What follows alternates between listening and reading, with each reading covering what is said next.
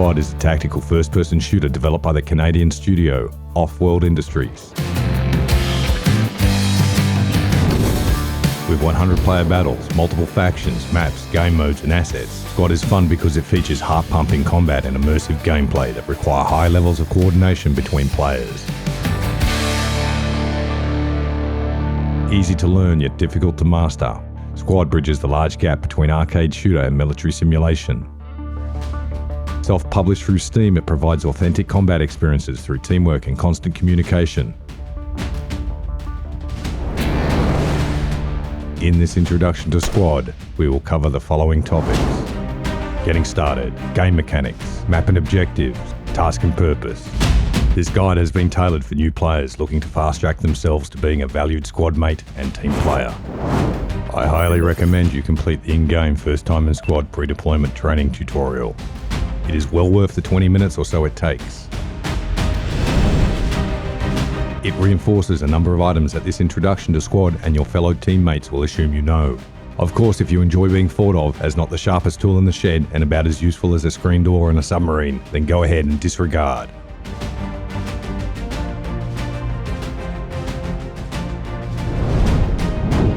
Before leaping into multiplayer combat, acquaint yourself with Jensen's range. It allows you to practice with the various kits, vehicles and weapons systems the game has to offer at your own pace. Jensen's range, along with the in-game tutorials, can be accessed via the training option in the main menu. Select the range, which has the factions you want to familiarize yourself with. Pick a faction, choose a kit, and select a spawn point. You can swap kits or resupply from ammo crates corresponding to the faction you selected. There are 2 weapons ranges, a grenade range, an indoor training range, a timed killhouse course, a vehicle depot, a vehicle range, a vehicle track, as well as helipads.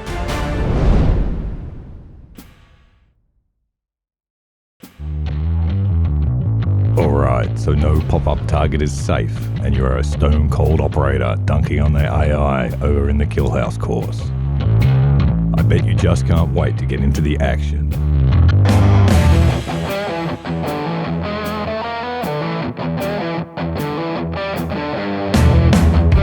Hey, snap out of it.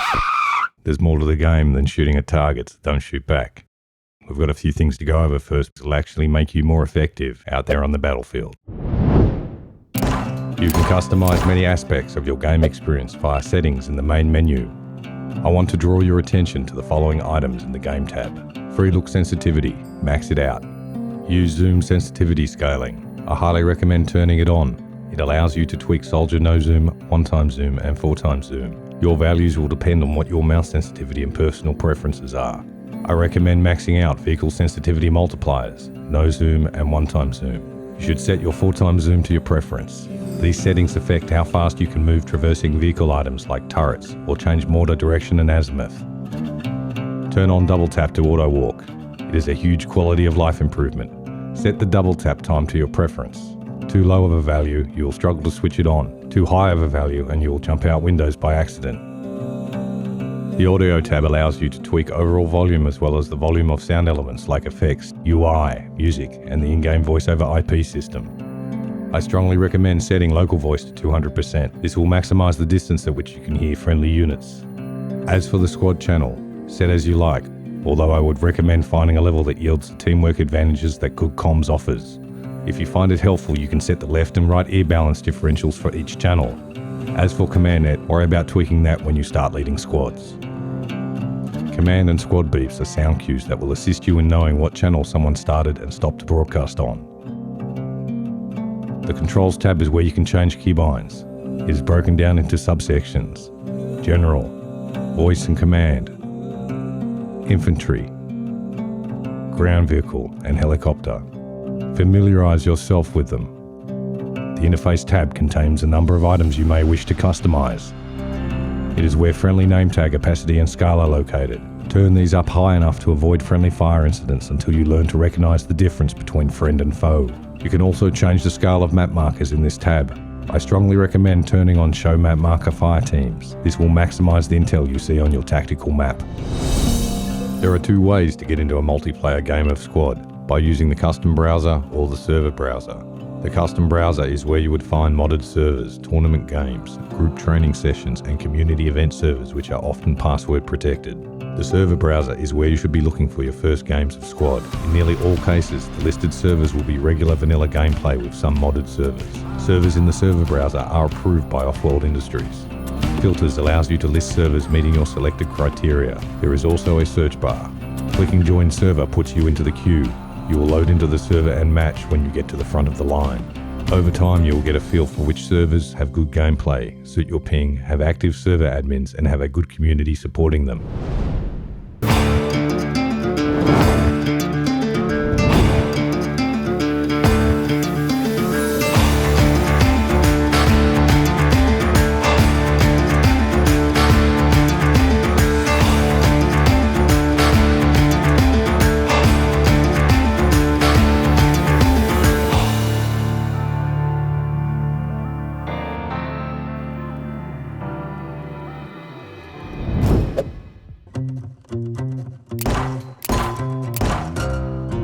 Game mechanics is a vast topic. In the context of this introduction to Squad, we're going to focus on the nuts and bolts of what a new player needs to know to Squad better. First thing you're going to see when you join a server is the team selection screen. Clicking Continue will bring up your deployment menu that can be accessed later while in game using your Enter key. Pick a squad to join that has a space available, has a squad leader with a squad lead kit, and is not a specialised squad like heli or armour. Choose a rifleman kit, and if available, choose one that has an optic. Usually highest magnification is at the bottom. If it is not the start of the match or it is not obvious to you, ask your squad leader where they would like you to spawn in at. Keep in mind that great servers don't guarantee great squad leaders. However, if you play on a server frequently enough, you will notice who are the better squad leaders. Try to find a squad leader and squad that is communicating and working well together. In most cases, if you let your squad leader know you are new, they will take you under their wing. If they don't, find a different squad leader. If your squad leader disconnects and you end up with the squad lead, you can pass it to someone else capable of leading the squad by right-clicking their name in the deployment menu and promote them to squad lead. If you don't know what Logitruck your squad lead has just asked everyone to get into, open your map and zoom in. If your squad has possession of the vehicle, it will be green. If the vehicle is possessed by another squad, it will be blue. Move your mouse over the vehicles to find which one they are in. You can enter and exit vehicles or emplacements by using the F key. Depending on the number of seats available, your function keys allow you to change seat positions. Gunner and driver seat positions in some vehicles require the crewman kit to use. The F key also brings up this menu. This is useful for loading and unloading supplies if it is a Logitruck, reloading your ammo, fixing a flipped or stuck vehicle, and even changing your kit depending on the vehicle type. You and your team can spawn in at predefined locations like main base. Some layers will also have forward spawns. Fobs along with a hab are able to be placed by a squad leader and constructed by players with their trusty shovels. The hab is what you spawn in on. The fob is represented by a radio. Your team can construct ammo crates, emplacements, a vehicle repair station and defences out to a 150 metre radius from the fob if construction is available. Fobs can be supplied with construction and or ammunition by logistic vehicles when inside of a 150 metre radius from the radio. Factions usually have a different fob and hab design along with differences in types and style of emplacements and defences. All deployables including the hab and fob can be dug down or in most cases blown up by the enemy. You can see the status of the fob radio top left of your screen when you are inside the fob radius. Your map will show when a hab is not spawnable. This can be due to enemy forces being nearby, being damaged or dug down by the enemy, or because the fob radio has been damaged or dug down by the enemy. You and your squad can spawn in on a rally point placed by your squad leader. If enemy forces are within proximity, he cannot place it. and if it is placed, enemy forces that come within close proximity to it will cause the rally to vanish. As a rifleman, you are there to support the efforts of your squad, which in turn should be supporting the larger efforts of the platoon. You have an ammo bag you can deploy and pick up, which is very useful for your squad leader to rearm rallies from. It is also useful for your squad mates, especially those with key roles like anti-tank or medic. They will think you are God's gift for keeping them supplied. As a rifleman, you may be asked to do a logistics run. This generally involves either driving to main base with a logistics vehicle or taking a logistics vehicle that is already at main base. Check the map and determine the safest route. Be watchful for anti-tank mines and when possible try to avoid areas likely to be mined, such as natural choke points, bridges or road intersections. Ask your squad leader how much ammunition and construction they want, and load the requested supplies onto the logistics vehicle by pressing F to bring up the radial interact menu. Consult your tactical map for any updated intel before heading back out from main base. Determine an appropriate route to the FOB you're going to supply. If you're going to be doing multiple logistics runs, it can be beneficial to change up your routes to foil enemy ambush plans. You can supply a FOB anywhere within a 150 meter radius from the FOB radio. Try not to leave the logistics truck parked out in the open or next to the FOB radio. You are giving easy intel to the enemy. Do not abandon your platoon's logistics vehicles. Their availability for deployment is crucial to the team's effort. Generally, you should try to keep your squad voice channel comms to a minimum. Important information that is relevant and timely for your squad to know together with squad level coordination should be the priority in squad voice channel. Local voice channel is for communicating and coordinating with friendlies in close proximity to you. You have bandages that you can heal yourself with if bleeding, stop others bleeding if they have already used their bandages, and even revive friendlies from the downed, incapacitated state. Medics revive down players quicker than other roles and use their medic bag to heal players back to full health. However, you should always be looking to assist in picking up incapacitated friendlies, whether it be holding covering positions for medics or others to pick them up, or when no medics are available or busy elsewhere by doing it yourself when you deem it clear to do so.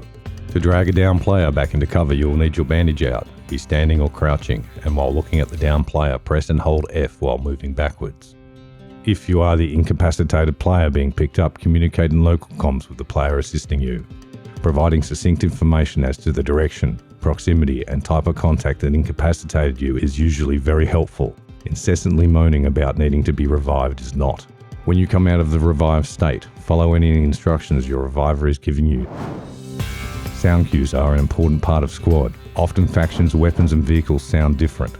This allows you with experience to know an enemy buddy pair is 200 meters north of you because you hear an SKS rifle fire along with PKM burst. And no one on your team has an SKS or PKM.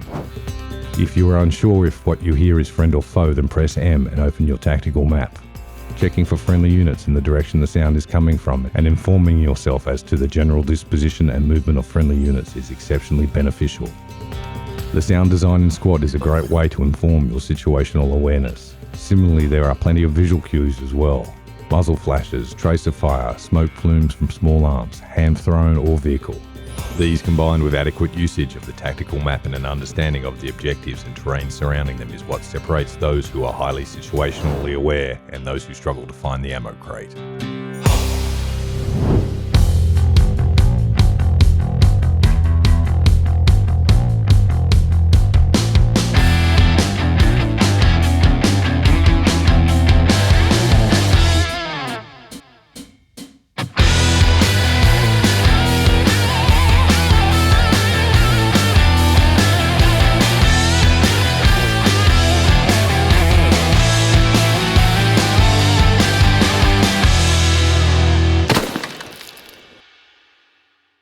You may have played a few matches of squad and are still wondering where you are getting shot from and why you rarely see enemies before they see you. Don't feel bad. There are a number of skill sets that factor into alleviating this battle blindness that afflicts all new squad players. Being aware of what these skill sets are so that you can consciously look to improve in these areas will put you on the fast track to squad better. In this introduction to squad, we have touched upon basic game mechanics. It is an obvious point to make that the more familiar you become with all the game's mechanics, the more you can focus your attention on what is going on around you, rather than what key press does what. We briefly touched upon the importance of sound, filtering and distilling what is going on in your proximity and on the battlefield from audio cues and communication traffic is always going to be overwhelming for the inexperienced. The right mix of effects volume with squad and local voice channels is largely personal preference. Experiment with what works best for you. However, I do strongly urge newer players to prioritize squad and local voice until they learn all the vehicle and weapon sounds, especially if they are in a squad with a very experienced player using good comms. Experienced players have a better grip with what is going on around them. They will recognize enemy vehicle sounds and weapon fire. Listen for their contact callouts on comms. Try to minimize time spent running back to the action from distant spawn points. Consider fighting close to the squad's medic. We will discuss in more detail shortly how this will also save your team tickets. Team play is what squad is all about.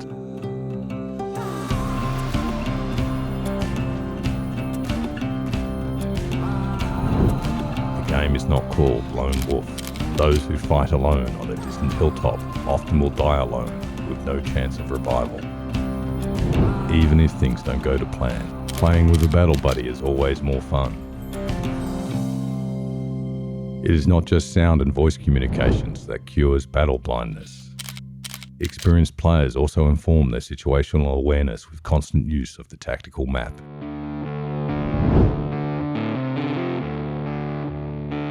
You would think it is rocket science, the way some players struggle using the tactical map.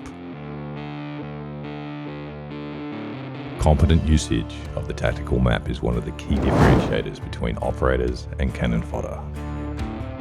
It really is very straightforward if you take the time to understand it. There are 3 ways to access your tactical map. Press M to quickly refer to your tactical map while on the move or in an engagement. If you are not in proximity to an imminent threat, pressing Enter brings up the deployment screen. Similarly, pressing Caps Lock will bring up the command screen, both of which have tactical maps that you can use your mouse on.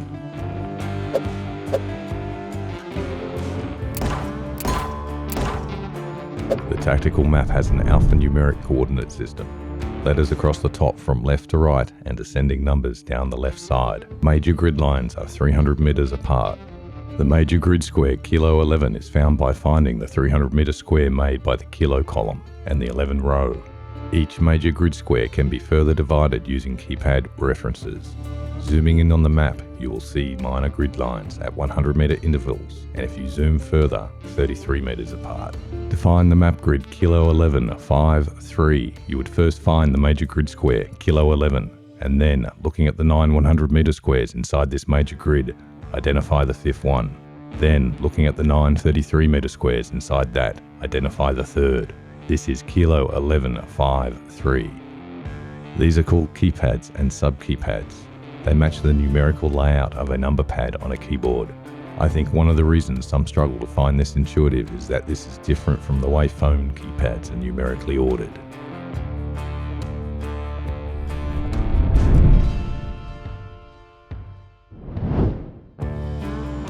A grid reference giving your current location is shown above the top left corner of the tactical map. The grid reference corresponding to your mouse pointer appears when you move your mouse pointer to a location on the tactical map. This is very handy for giving precise location callouts for enemy positions. Let's look at using this coordinate system in-game with an example. If you have identified the location of an enemy hab, and want to tell your squad lead or fireteam leader where it is so they can mark it on the map for the rest of the platoon to see, you can use the grid and keypad reference the tactical map gives you if you're standing right next to the enemy hab, or if you are not next to the enemy hab, using key terrain, the direction you are looking, and determining approximate distance in order to estimate the hab's location. Then on the tactical map, move your mouse pointer to the location you have estimated and simply use the grid reference that shows up next to your mouse pointer in your contact report. You can customize the tactical map by clicking on the cog icon found in the top right hand corner. A number of options are available. I suggest you turn on viewing fob radius and fob supply points. It is helpful to see where the fob and exclusion radius extends to, as well as how much supply points are on a given fob. I generally have toggle viewing roles as player icons off. This allows me to see what direction friendlies are currently orientated at. The other options I will leave to your personal preference. Just be aware of their existence and how to access them. Now, don't misunderstand me and use grids for everything. It is not very useful to give someone a grid reference for an enemy about to knife them. In those situations, use local and tell the player he has contact 10 meters. Better yet, just shoot the guy with the knife. If you end up with Fireteam Lead, you can place markers directly on the tactical map by right mouse clicking and selecting the appropriate marker. Fireteam Leads can also place down move, observe, attack and defend orders. You do this by pressing T to bring up the tactical menu and select the mark you want to place while looking at what it is you are marking.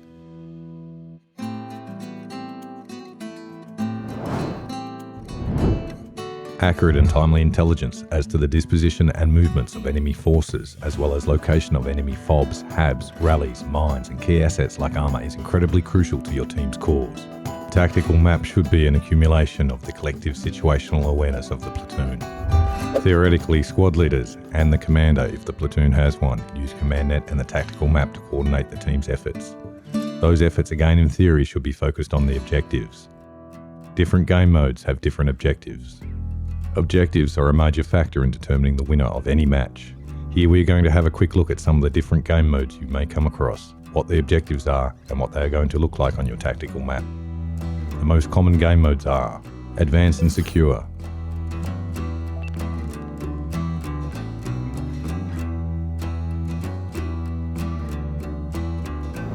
Random, Advanced and Secure,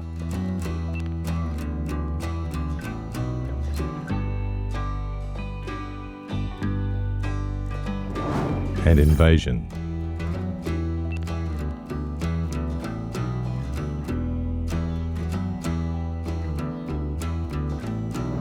Other less common game modes include Territory Control, Insurgency, and Destruction.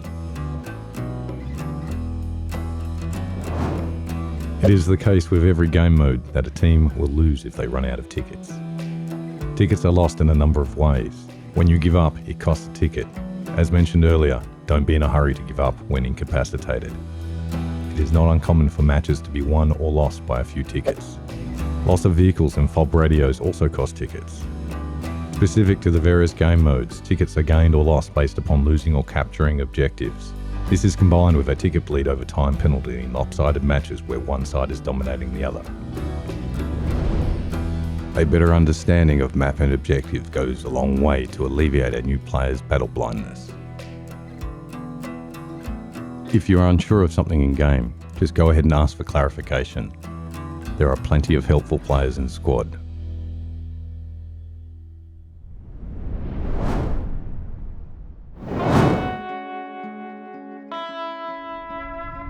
There are a myriad of kits available to play in squad, the specifics of which are faction dependent, with most requiring a minimum number of people in the squad or platoon to unlock. Platoons are also allocated a small number of specialist kits. Ideally, brand new players should stick to riflemen until comfortable with what is going on around them. For example, it limits a team's effectiveness if someone grabs one of the 2 hack kits available and then proceeds to spend the entire game running logistics or sitting on an MG emplacement. Jensen's range is a great resource to quickly jump into and get familiar with a particular role, vehicle or weapon system prior to selecting that role in a multiplayer game. Remember what faction you are playing on and positively identify your targets. Check your map if you are unsure. Killing friendly players results in a longer respawn timer, with most servers having an automatic ban for 7 or more TKs, even if they are by accident.